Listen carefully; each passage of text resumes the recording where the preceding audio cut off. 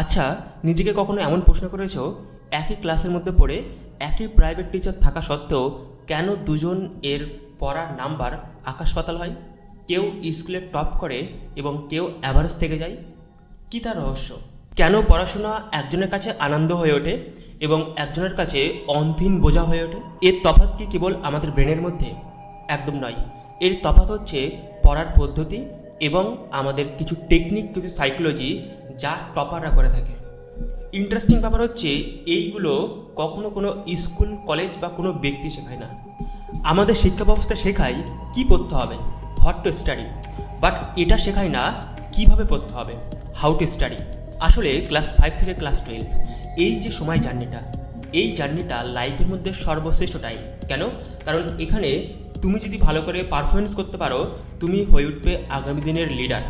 তুমি এমন কিছু করে দেখাতে পারবে যেটা তোমার স্বপ্ন ছিল।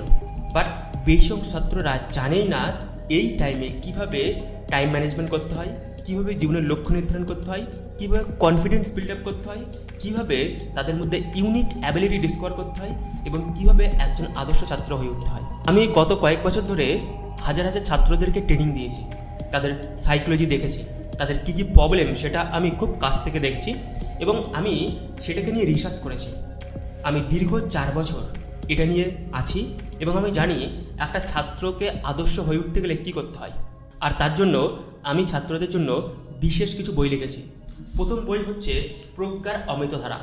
এই বইটা ছাত্ররা যখন পড়বে তারা জানতে পারবে জীবনের আসল লক্ষ্য কী।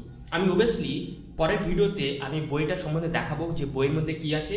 এই বইটা ছাত্রদের মনোসংযোগ বাড়াবে, ছাত্রদের জীবনের লক্ষ্য নির্ধারণ করবে, তাদের টাইম ম্যানেজমেন্ট শেখাবে, তাদের মধ্যে কনফিডেন্স বিল্ড আপ করবে, তাদের নৈতিকতা যেটা সবচেয়ে ইম্পর্টেন্স সেটা শেখাবে।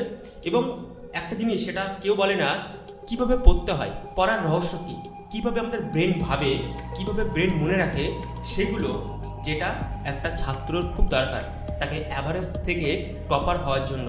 এটা ক্লাস 9 থেকে ক্লাস 12 ছাত্রছাত্রীদের জন্য। আরেকটা বই আছে যেটা আমি রেখেছি ক্লাস 5 থেকে ক্লাস 7 ছাত্রছাত্রীদের জন্য। এটা মননের মহাশক্তি। অবভিয়াসলি আমি জানি এই বইটা আমি ডিটেলসে দেখাবো, কারণ এই বইটা যদি কোনো ছাত্র পড়তে পারে তাহলে তারা জানতে পারবে যে আসল ছাত্র হওয়ার রহস্য কী। তার জন্য যদি এই দুটো বই পারচেস করতে হয়, নিতে হয়, কীভাবে নেবে? নিচে দেওয়া কমেন্টে তুমি লিখতে পারো যে এই দুটো বই আমি নেব। এই দুটো বইয়ের কস্টিং অনেক কম আছে। কেন রেখেছি কম? কারণ তোমাদের জন্য। যদি মনে হয় বইটা দরকার আছে তোমার জীবনের সফলতার জন্য, তাহলে অবভিয়াসলি আমার সাথে কথা বলতে হবে।